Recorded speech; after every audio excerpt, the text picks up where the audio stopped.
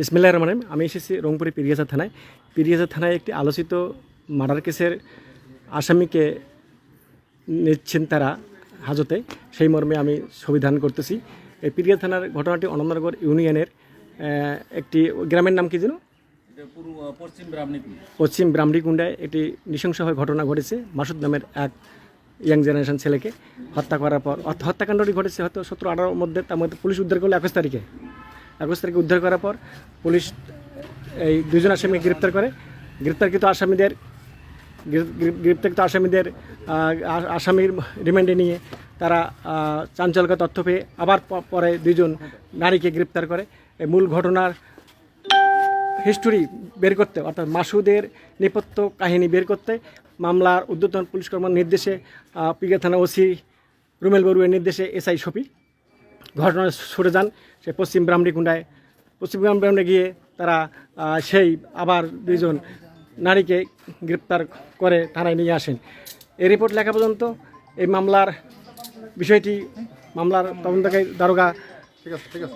দারোগা ব্যাপক জল্পনা কল্পনা চালাচ্ছেন যে কীভাবে অন্যান্য আসামিকে আরও গ্রেপ্তার করা যায়। তা যেহেতু আপনি এই মামলার আসামি, এই মামলার তদন্তকারী অফিসার এসআই শফি সাহেব, আপনি কীভাবে এই মামলার নেপথ্য কাহিনী বের করছেন মাসুদ হত্যাকাণ্ডে কিছু বলেন। যেহেতু এই মামলাটি একটু একটা পুরোপুরি একটা হত্যাকাণ্ড এবং এই হত্যাকাণ্ড যারা আসামি সরাসরি জড়িত ছিল, এই সরাসরি আসামি যারা জড়িত ছিল তাদেরকেই আমরা গ্রেপ্তার করেছি। তো এই আসামি এখন বর্তমানে আমাদের পুলিশ রিমান্ডে আছে। পুলিশ রিমান্ডে জিজ্ঞাসাবাদ ছিল, তারা যে তথ্য দিয়েছে সেই তথ্যের আলোকে আমরা বাকি দুজন আসামিকে আবার গ্রেপ্তার করতে সক্ষম হয়েছি। তো আরও তারা অনেক কিছু তথ্য দিয়েছে এই ঘটনায় যারা সরাসরি জড়িত ছিল এবং যারা এই বস্তাবন্দি লাশ এক জায়গা থেকে আরেক জায়গায় নিয়ে গেছে, কীভাবে লুকাছে, কোন বস্তা কোথায় কিভাবে ছিল, সব তথ্য আমাদের হাতে চলে আসছে।